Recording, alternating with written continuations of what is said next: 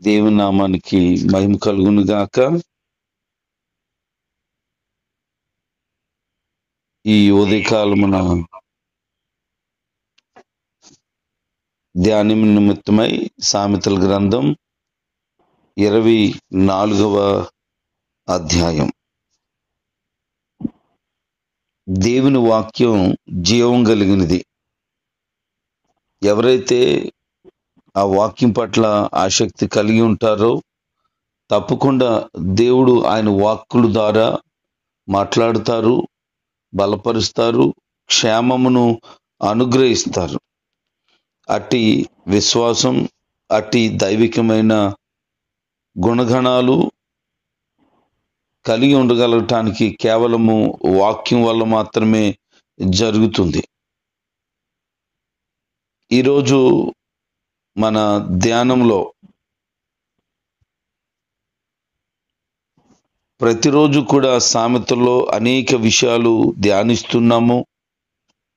అనేకమైనటువంటి జీవిత సత్యాలు మనము ఎలాగున జీవించాలో, ఎలాగున మన జీవితాల్ని కట్టుకోవాలో, ఇతరులకు మాదిరికరంగా ఎలాగుండాలో, మనలో ఉన్నటువంటి లోపాలు ఎలాగున సరిచేసుకోవాలో అనే అనేక విషయాలు ప్రతిరోజు కూడా ఈ సామెతల గ్రంథం ద్వారా నేర్చుకుంటున్నాం.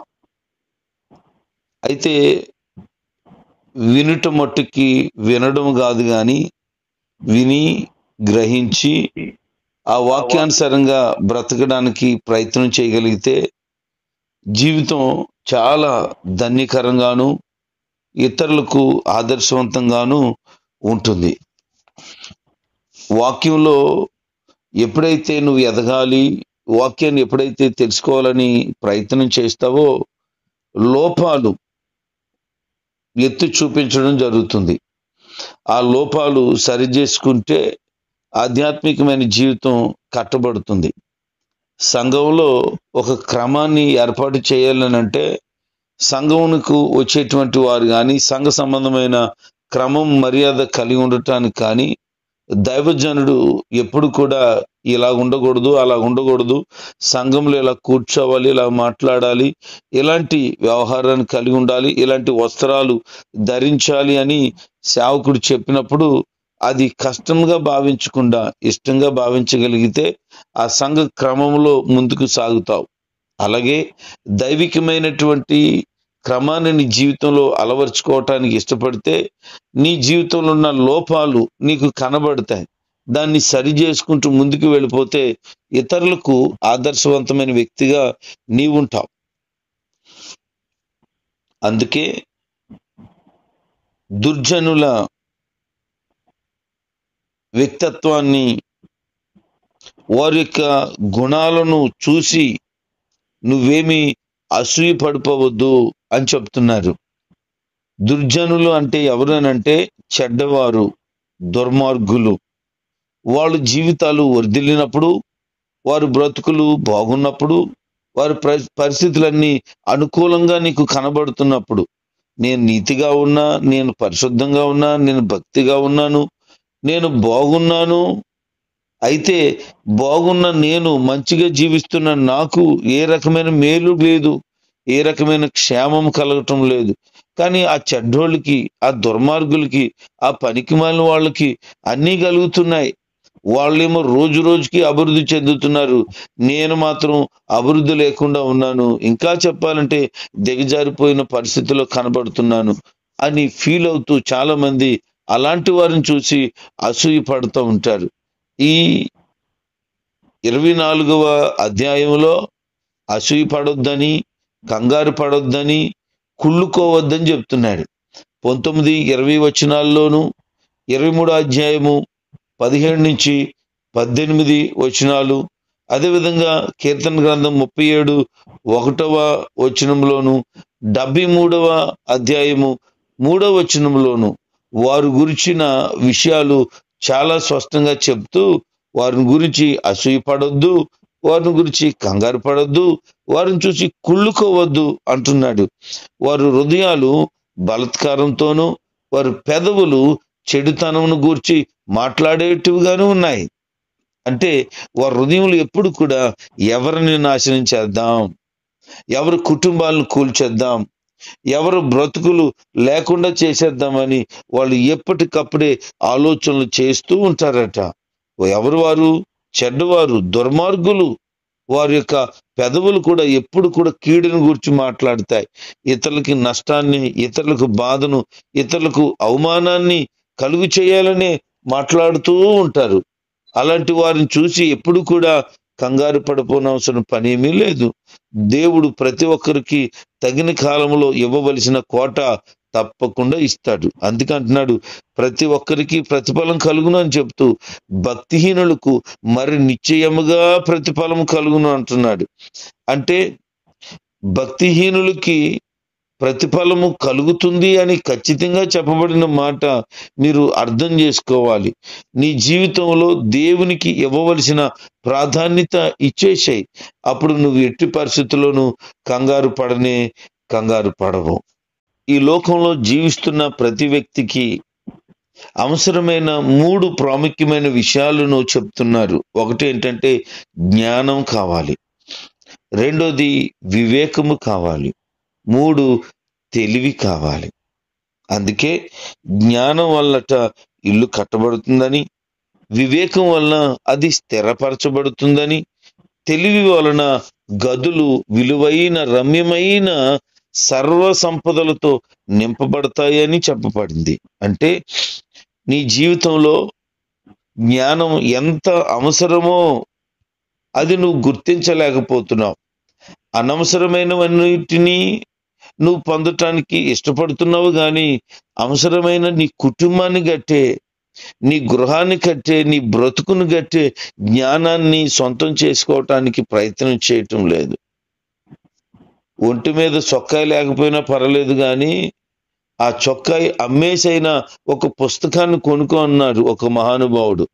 అంటే ఒంటి మీద ఉన్నటువంటి చొక్కాయి కంటే ఒక పుస్తకం చాలా విలువైనదని ఆయన ఉద్దేశం. ఎందుకు? ఆ పుస్తకంలో ఉన్నటువంటి జ్ఞానం ఆ మనిషికి షూట్ వేసుకుండేలాగా చేస్తుందట. అంటే అంత ఉన్నతంగా మార్చేస్తుంది అని. ఆ పుస్తకములోనే అంత ప్రభావం ఉందని భావిస్తే, మరి దేవుడు పరిశుద్ధాత్మ ప్రేరణ వలన తన భక్తులతో రాయించి ప్రజలకు అనేక విషయాలు బోధించినటువంటి ఈ పరిశుద్ధ గ్రంథం 2000 సంవత్సరాల క్రితం ప్రభు పలికిన మాటలు, అంతకు ముందే ప్రవక్తల ద్వారా ప్రభు పలికించిన మాటలు, తర్వాత తన సేవకుల ద్వారా ప్రభు చేసిన కార్యాలు, ఇన్ని విషయాలు పొందుపరచబడినటువంటి ఈ పరిశుద్ధ గ్రంథం ఇంకా ఎంత ప్రభావము గలది. మరి దీన్ని చదివిన వారు జ్ఞానవంతులుగా ఉంటారు కదా. మరి ఎందుకు నువ్వు వాక్యాన్ని చదవలేకపోతున్నావు? ఏదో ఉదయాన్నే కొంచెంసేపు చిన్న ప్రార్థన చేసుకుని ఒక మాట ఏదో చదివేసి అయిపోయిందని కాదు. దివరాత్రములు దీనిని ధ్యానించేవాడు ధన్యుడు, అతడు నీటి కాలువ యోరను నాటబడిన వాడై ఆకువాడక తగిన కాలమందు ఫలమిచ్చే చెట్టులాగా ఉంటాడని చెప్తున్నాడు. అంత శ్రేష్టత ఉన్న ఈ యొక్క బైబిల్ గ్రంథాన్ని నువ్వు చదవటానికి ప్రతి నిత్యము ప్రయత్నం చేయి. ఏదో కాన్ఫరెన్స్ లో చదివానండి, లేకపోతే ఆదివారం మందిరంలో చదివానంటే దానివల్ల నీకు ప్రయోజనము కాదు. ప్రతినిత్యము ధ్యానించడం వలన మరింత ప్రయోజనం. అందుకే దివారాత్రం అంటే పగలు రాత్రి కూడా వాక్యాన్ని ధ్యానించగలిగితేనట వారు పచ్చగా ఉంటారు, వారి బ్రతుకులు శ్రేష్టంగా ఉంటాయి. అందుకే జ్ఞానాన్ని సంపాదించు. ఈ వాక్యం ద్వారా నీవు జ్ఞానాన్ని పొందుకుంటావు. వివేకము కావాలి. వివేకం వలన ఏమవుతుందంటే నువ్వు స్థిరపరచబడతావు. నీ బ్రతుకులో స్థిరం లేదా? గ్రహించేటువంటి వివేకం లేక నువ్వు నశించిపోతున్నావా? అయితే ప్రభు సహాయం కోరు. 2వ అధ్యాయంలో వివేకం కొరకై ప్రభు సన్నిధిలో మొర్రపెట్టిన ఎడల అంటాడు. తెలివికై అడిగిన ఎడల అంటే తెలివిని వివేకమును దేవుని సన్నిధిలో నువ్వు అడిగితే దేవుణ్ణి ఖచ్చితంగా ఆయన నీకు దయచేస్తాడని చెప్తున్నారు. నీకు తెలివి ఉంటే నీటిలో అద్భుతమైనటువంటి వస్తువుల చేత నీ గృహమంతా కూడా, నీ గదులన్నీ కూడా రకరకాలైన విలువైన అందమైన వస్తువుల చేత నింపబడతాయని. చూడండి, ఇంటిని శుభ్రం చేసుకోవాలి, ఇంటిని డెకరేషన్ చేసుకోవాలనే కనీసపు తెలివితేటలు ఉంటే దాని కొరకు ఎక్కడ ఏ వస్తువు పెడితే బాగుంటుంది అని నీకు కామన్గా తెలివితేటలు ఉండుంటే ఇంటిని చక్కగా విలువైన వాటి చేత అమర్చుకుంటావు. అలాగే నీ బ్రతుకులో దేవుని యొక్క సహాయం మేరకు తెలివి సంపాదించుకుంటే నీ హృదయమనే గదిలో అందమైనటువంటి మాటలు, అందమైన పరిస్థితులు కలిగి నింపబడి ఉంటావు. కాబట్టి జ్ఞానం, తెలివి, వివేకాన్ని ఎంత అవసరమో అని గుర్తించి పొందటానికి ప్రభు సహాయాన్ని కోరు. చాలా మంది కొద్దిపాటి శ్రమ కలిగితే కురుంగిపోయి ఎందుకు వచ్చింది ఈ బ్రతుకు, ఎవరి కోసం బ్రతకాలి నేను అని వారిని వారే నాశనానికి దారి తీసే పరిస్థితులకు తెచ్చుకుంటున్నారు. యోబు భక్తుడు 10వ అధ్యాయం 1వ వచనంలో అంటారు, నా బ్రతుకునందు నాకు విసుగు పుట్టింది అంటాడు. అంటే తన బ్రతుకు తనకి విసుగు ఎందుకు పుట్టించింది అంటే తనకున్నటువంటి సమస్తాన్ని కోల్పోయాడు. పిల్లలు, ఆస్తిపాస్తులు, భార్య, చివరికి ఆరోగ్యం కూడా కోల్పోయాడు. ప్రతిరోజు తన శరీరంలో కలుగుతున్న ఆ బాధ చూసి తనకి బ్రతకడం కంటే చచ్చిపోతే మేలేమో, నాకు చావు రాలేదేటి అన్నంత విసుకొచ్చేసింది అతనికి. ఎందుకంటే తన శరీరంలో నుంచి పురుగులు పడుతున్నాయి, ఆ పురుగులు కనబడుతున్నాయి. అవి బయటకు పడే పురుగులను, కనబడే పురుగులను బయటికి తీసుకొని చంపేస్తున్నాడట. అంటే సజీవంగా ఉన్న మనిషే పురుగులు పట్టేశాడు. శవమై కుళ్ళిపోతున్న పరిస్థితిలో ఉండాల్సిన పురుగు బతుకుంటుండగానే పట్టేసింది అతనికి. అందుకే ఆ పురుగులు తీయడం, చంపడం, అది మరలా గాయం పోర్చబడుతుండడం, మరలా సీమి రసి కారడం, ఆ రక్తగడ్డ లాంటివి పగలడం, వీటి అన్నిటి దృష్ట్యా అతను విసుగు చెందేశాడు. చచ్చిపోతున్నాను రా బాబు, ప్రతిరోజు ఈ పని చేయలేకపోతున్నానని. కొంతమంది స్త్రీలు ఉదయం లేచి రాత్రి పడుకునేంత వరకు ఏదో పని చేస్తుంటారు. ఇంటి పని, లేకపోతే వంట చేసే పని, లేకపోతే ఎవరైనా ఇంటికి వస్తే వారిని చక్కబెట్టే పని. ఒక్కొక్కసారి వాళ్ళ మాటలు వింటే అర్థమవుద్ది మనకి, నేను చచ్చిపోతున్నాను, చెయ్యలేకపోతున్నాను, ఈ సేకరి భరించలేకపోతున్నాను, ఎందుకు వచ్చిన పెంట, ఎందుకు వచ్చిన బతుకు, ఎందుకు వచ్చిన ఆడజన్మ అని ఫీల్ అవుతుంటారు. కొన్నిసార్లు పురుషులు కూడా నాకు ఎందుకు వచ్చిన బాధ, నాకు పెళ్ళమేటి, నాకు పిల్లలేటి, ఈ సంసారపు యాతన ఏంటి, ఇల్లు కట్టుకోవడం ఎందుకు, ఈ ఉద్యోగం చేయడం ఎందుకు, అసలు నేను మగవాడిగా పుట్టడం ఎందుకు, ఆడమనిషిగా పుట్టుంటే బాగుండు, వంట చేసుకుని కొంపలో ఉందని వాళ్ళు అనుకుంటారు. అంటే ఎవరు బ్రతుకును బట్టి వారికి విసుకొచ్చేస్తూనే ఉంటుంది. పిల్లలు కూడా కొన్నిసార్లు అంటారు, మా నాన్న టార్చర్ పెడతారు, మా అమ్మ బుర్ర తినేస్తుంది, స్కూల్లో మాస్టర్ రకరకాలు చెప్పేసి వర్కులు చేయించేస్తున్నాడు, ఎందుకు వచ్చిన బతుకుని వాళ్ళు విసిగిపోతున్నారు. అంటే ప్రతి ఒక్కడు వారి జీవితంలో ఏదో ఒక సందర్భంలో విసుగు కలుగుతూనే ఉంది, చిరాకు పడుతున్నారు. వాళ్ళని బట్టి వాళ్ళు కలిగినటువంటి శ్రమ, లేకపోతే వారు అనుభవిస్తున్న పరిస్థితి అలాగున ఇబ్బంది కలిగించేస్తుంది. అందుకని వాక్యం ఏం చెప్తుందంటే, శ్రమ దినాన నువ్వు కృంగిపోతే, నువ్వు చేతకానోడివి, నీ కష్టం వచ్చినప్పుడు, బాధ వచ్చినప్పుడు, వేదన కలిగినప్పుడు, నువ్వు తట్టుకోలేని బాధ పరిస్థితి నువ్వు మునిగిపోయేలాగా చేస్తున్నప్పుడు దాన్ని బట్టి నువ్వు కృంగిపోవద్దు. కృంగిపోతే చేతకాని వ్యక్తి అయిపోతావు. అప్పుడు ఏం చేయాలి? యెషయా గ్రంథం 40 అధ్యాయం 31 వచనంలో ఈ మాట రాయబడి ఉంటుంది, యెహోవా కొరకు ఎదురు చూసి వారు నూతన బలాన్ని పొందుతారు అని.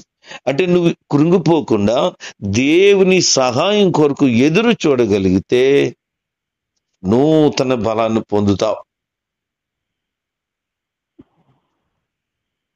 రీసెంట్గా నాకు టైఫాయిడ్ వచ్చింది. బ్లడ్ ఇన్ఫెక్షన్ కూడా అయిపోయింది.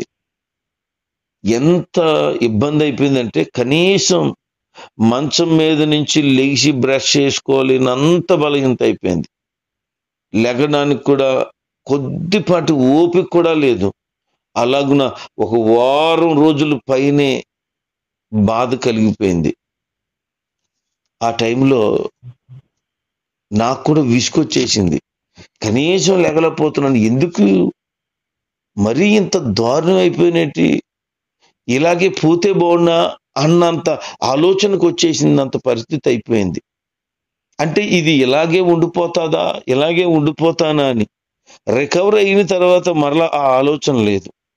అంటే ఎప్పుడైనా మనకి ఏ రకమైన శ్రమ కలిగినప్పుడు, ఒక అప్పు మీద పడినప్పుడు, ఒక బాధ తర్వాత బాధ వచ్చినప్పుడు, ఇంట్లో ఒకరి తర్వాత ఒకరు ఏదో ఒక రోగాన్ని చూడగలిగిన పరిస్థితి వచ్చినప్పుడు, ఏదొక శ్రమ వెంబడిస్తూ ఉన్నప్పుడు, దేవుల్లో ఎదుగుతుంటే అవమానాలు, నిందలు తారసపడుతున్నప్పుడు, దేవుని కొరకు బ్రతుకుదామంటే అన్ని కూడా అడ్డుగడియల్లా ఉండిపోతున్నప్పుడు అనిపిస్తుంది, ఈ పని మానేస్తే బాగుండు, ఇది దూరం చేసుకుంటే బాగుండు, ఈ పరిస్థితి నాకు లేకుండా ఉంటే బాగుండునని అనిపించవచ్చు. కానీ అప్పుడు కృంగిపోవద్దు.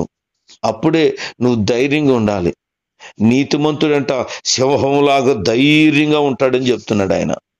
నువ్వు క్రీస్తుని కలిగిన వ్యక్తిగా, నీతిమంతుడిగా, నీతిమంతురాలుగా ఉన్నావు. నువ్వు ఇతరులకి మార్గదర్శకంగా, ఇతరులకు ఆదర్శవంతంగా ఉండవలసిన వ్యక్తివై ఉన్నావు.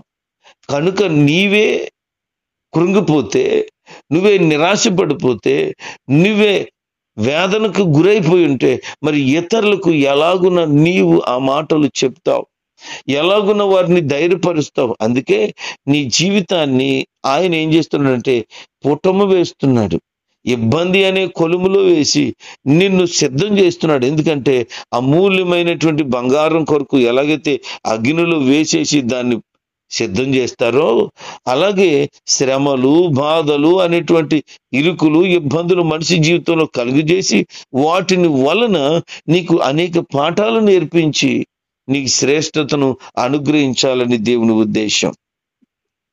బాధ వచ్చిందని కృంగిపోకు, పరిస్థితులు విషమంగా మారాయని వేదనతో ఉండిపోయి ఒక ప్రక్కన పోకు. ఆ పరిస్థితుల్లో నువ్వు నిలబడగలిగితే దేవుడు అద్భుతమైన జయాన్ని ఇస్తాడు. నిన్ను బట్టి అనేక మందిని దీవెనకరంగా మార్చేస్తాడు. వాక్యం నీ హృదయంలో లేకపోతేనే కృంగిపోతావు. వాక్యం నీ హృదయంలో ఉంటే ఎలాంటి పరిస్థితి వచ్చినా ఎప్పుడు కృంగిపోవు. దేవుని కొరకు, దేవుడు నీ జీవితంలో జరిగించే కార్యాల కొరకు ఎదురు చూస్తూనే ఉంటావు. జ్ఞానం ఎంత గొప్పదనంటే తేనె లాంటిదటండి. అందుకే తేనె లాంటిది కనుక అది చాలా ఇష్టపడతాం కనుక జ్ఞానాన్ని కూడా ఇష్టపడు అని చెప్తున్నాడు. శత్రువు పడిపోయినప్పుడు సంతోషించొద్దు అంటున్నాడు. కొంతమంది శత్రువులుగా భావిస్తారు, లేకపోతే కొంతమందికి నష్టం, కీడు కలిగితే బాగుడునని ఆలోచన కలిగి ఉంటారు. నిన్ను బాధ పెట్టిన వాళ్ళో, లేకపోతే నీకేదైనా నష్టానికి కలిగజేసిన వాళ్ళో, వాళ్ళు పడిపోతే బాగుండునని ఎదురు చూసిన వారు ఉంటారు. వాళ్ళు పడిపోయినప్పుడు, వారు బాధ పాలైపోయినప్పుడు, వారు నష్టపోతున్నప్పుడు, వారి జీవితంలో కష్టాలు కలిగినప్పుడు నువ్వు సంతోషించొద్దు, బాగానే జరిగింది అని అనుకోవద్దట. ఎందుకో తెలుసా? అది దేవునికి ఇష్టం లేదు, అది దేవునికి ఇష్టం ఉండదట.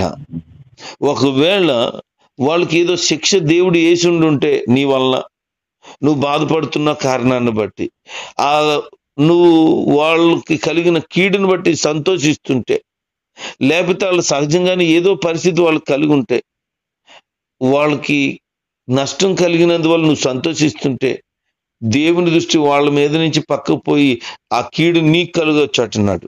కాబట్టి ఎవరైనా పడిపోయినప్పుడు, ఎవరికైనా గాయమైనప్పుడు, ఎవరైనా నష్టపోయినప్పుడు, ఎవరైనా సమస్యలు చిక్కడిపోయినప్పుడు బాగానే జరిగింది వీళ్ళకని ఎప్పుడు సంతోషించొద్దు.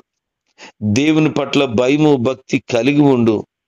అలా ఉండి వారితోనే నువ్వు కూడా ఉండు. అలా ఎవరైతే దేవుని పట్ల భయభక్తులు కలిగి ఉండరో అలాంటి వారితో ఉండొద్దు. ఎందుకో తెలుసా? వారంతా కూడా దుష్ట సంబంధమైన మనసు కలిగిన వారు ఉంటారు. అసూయ పడతారు, కుళ్ళుకుంటారు, దుర్మార్గపు మాటలు మాట్లాడతారు, అక్కడ ఇక్కడ ఇక్కడ అక్కడ లేనిపోని అన్నీ చెప్తూ ఉంటారు. నీకున్న భక్తి పోతుంది, విశ్వాసాన్ని కోల్పోతావు, యథార్థతను కోల్పోతావు, పరిశుద్ధమైన జీవితానికి దూరం అయిపోతావు.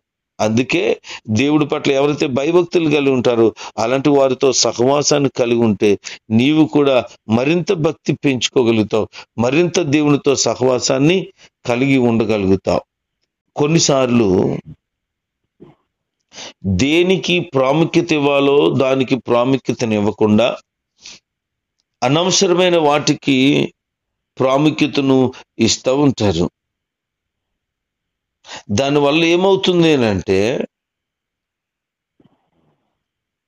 చేయవలసిన పనులు వెనక్కి వెళ్ళిపోతాయి, చక్కబెట్టవలసిన వ్యవహారాలు బాధ్యతాహీనంగా మారిపోతాయి. అందుకే అంటున్నారు కదా, బయట నీ పని చక్కబెట్టుకో, ముందుగా దాన్ని పొలంలో స్థిరపరచు, ఆ తర్వాత ఇల్లు కట్టుకోవచ్చు. ఏది ప్రాముఖ్యం? బయట పని ముఖ్యమా, పొలంలో పని ముఖ్యమా, ఇల్లు కట్టుకోవడం ముఖ్యమా? ఏది ముఖ్యం? ఏది ముఖ్యమైతే అది చెయ్యి. దేనికి ప్రాధాన్యత ఇవ్వాలనుకున్నా ఫస్ట్ అది చెయ్యి. ఇప్పుడు వర్షాకాలం, ఇల్లు కట్టుకోవడం అవసరమా నీకు? ఈ వర్షాకాలం ఈ 3 నెలలు కొంచెం ఆగితే దేవుని తిట్టుకోవడం మానేస్తావు కదా. వీళ్ళు ఏదో ఇల్లు కట్టుకోవాలని పని మొదలెడతారు, ఇసుక వేస్తారు, సిమెంట్ తెచ్చుకుంటారు, ఐరన్ తెచ్చుకుంటారు, మేస్త్రిని బెత్తేస్తారు, పనివారిని బెత్తేస్తారు. అన్నీ అయిన తర్వాత పని మొదలెడదామంటే వర్షం వస్తుంది. ఏటో దేవుడు నా వైపే చూస్తున్నట్టున్నాడు సీరియస్గా. పని మొదలెట్టానంటే వర్షం వచ్చేసింది. ఫంక్షన్ పెట్టుకుంటారు, ఫంక్షన్కి అన్నీ సిద్ధం చేసుకున్నాం, వర్షం వచ్చింది. ఏదో కార్యక్రమం తలపెడతారు, వర్షం వస్తుంది. అసలు నీకు బుద్ధి ఉందా? వర్షం వస్తుందని తెలుసు కదా, ఇది వర్షాకాలం కదా, కార్యక్రమాలు పెట్టుకుంటే ఇబ్బంది పడతారని తెలుసు కదా. ఎప్పుడు వర్షం వస్తుందో అది ఎలా తెలుస్తుంది? ఈ కాలం పడుతుంది, ఎప్పుడన్నా పడవచ్చు, ఉదయం పడవచ్చు, రాత్రి పడవచ్చు, ఏదో టైంలో పడుతుంది. ఆ వర్షం రాకూడదు అని ప్రార్థన చేస్తారు కొంతమంది. నిన్ను ఎవడ ఫంక్షన్ పెట్టుకోమన్నాడు? వర్షం పడవద్దని చెప్తావు. పడాల్సిన టైంలో పని. నీ ఫంక్షన్ ఆటంకం అయితే ఈ వర్షాకాలంలో పెట్టుకోవడం అనేవి. ఇల్లు అర్జెంట్ అయితే అందాక ఆగు, ఈ 3 నెలలు ఆగితే తర్వాత చలికాలంలో ఎండాకాలంలో కట్టేసుకో. 6 నెలలు చాలు దానికి, 9 నెలలు ఉంటుంది నీకు ఇల్లు కట్టుకోవాలంటే. ఈ వర్షాకాలంలోనూ మొదలెడతావు, దేవుణ్ణి తిడతా ఉంటావు, వర్షం ఆగిపోతే బాగుండని చూస్తూ ఉంటావు. పంటకి జనాలు ఎడుతుంటే ఈ సంవత్సరం అయితే వర్షాలు ఎక్కువైపోయి, తుఫాన్ అయిపోయి, లేకపోతే పెనుముప్పుగా మారిపోయింది. కానీ చాలా కాలంగా వర్షాలే లేని పరిస్థితులు మనం చూసాం. దేవుడు ఏ కాలంలో ఏది జరిగించాలో అది జరిగిస్తాడు. దాన్ని బట్టి సంతోషించాలే తప్ప దానికి వ్యతిరేకంగా మాట్లాడుతూ, దానికి వ్యతిరేకంగా పనులు పెట్టుకుంటూ, ప్రార్థనలు చేసేసి దేవుణ్ణి దూషించే పనులు చేయొద్దు.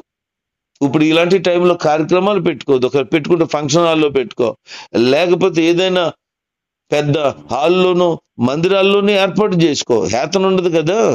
దేవుణ్ణి ఎందుకు నిందిస్తావు నువ్వు? నా మాటలు మీకు అర్థమవుతే బాగుంటుంది. ప్రియ దేవుని జనాంగమా, అందుకే ఎప్పుడు ఎక్కడ ఎలాంటి పని చేయాలో నీకు తెలియాలి. దేనికి ప్రాధాన్యత ఇవ్వాలో తెలియాలి.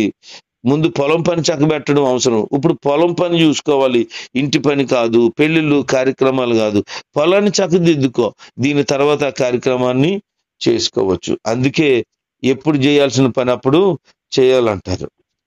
మీకు ఒక మాట చెప్తాను. ఆషాఢంకి పుట్టింటికి అమ్మాయిని పంపించేస్తారు. ఎందుకు ఈ పని చేస్తారా అని నేను కొన్ని విషయాలు పెద్దలను అడిగాను. వాళ్ళ దగ్గర నుంచి కొన్ని విషయాలు వచ్చాయి.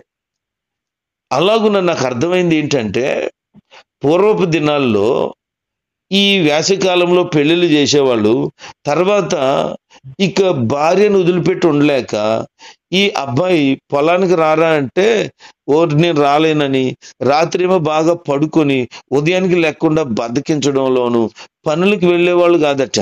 అందుకని ఆషాఢం అని పేరు పెడితే ఈ అమ్మాయి వాళ్ళ ఇంటికి పోతుంది. ఈ నెల రోజుల్లోనూ ఈ తొలకరి వర్షం పడుతుంది.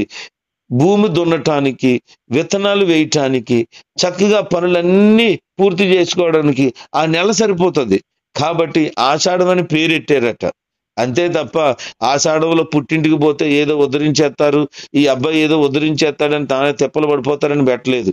వీడి పని చేయడం మానేసాడని ఆ అమ్మాయిని ఇంటికి పంపించేస్తే పని చేస్తాడని ఆషాఢంలో ఆడపిల్ల పుట్టింట్లో ఉండాలని పెట్టారు. ఒరిజినల్గా అది.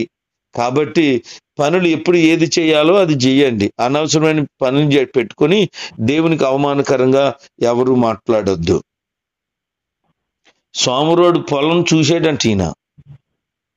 ఎలాగుందనంటే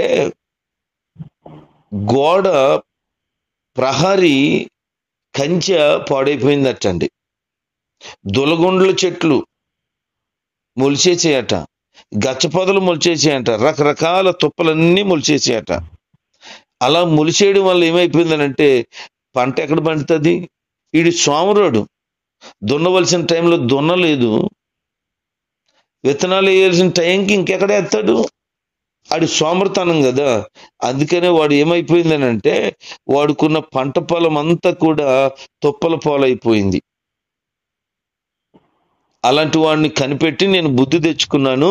వాడు అనుకుంటాడు కొంచెం పడుకుందాం, కొంచెంసేపు చేతులు ముడుచుకుందాం, కొంచెంసేపు అలా కునుకుపాటు తెద్దాం అని మంచం మీద తిరుగుతూ ఉంటాడంట. ఆ సోమర్తనం ఏమైపోయిందంటే తన బ్రతుకులో శ్రేష్టమైన స్థితికి వెళ్లకుండా కరువుకి, బాధకి, ఇబ్బందికి గురైపోయింది. దరిద్రం వచ్చేసింది వాడికి.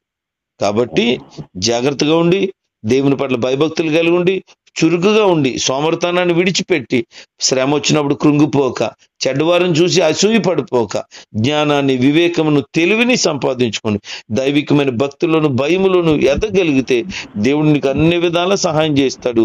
గొప్ప దీవెనకరమైన పరిస్థితులు నీకు కలుగుతాయి. అటువంటి కృప నీకు అనుగ్రహించును గాక. ఆమేన్.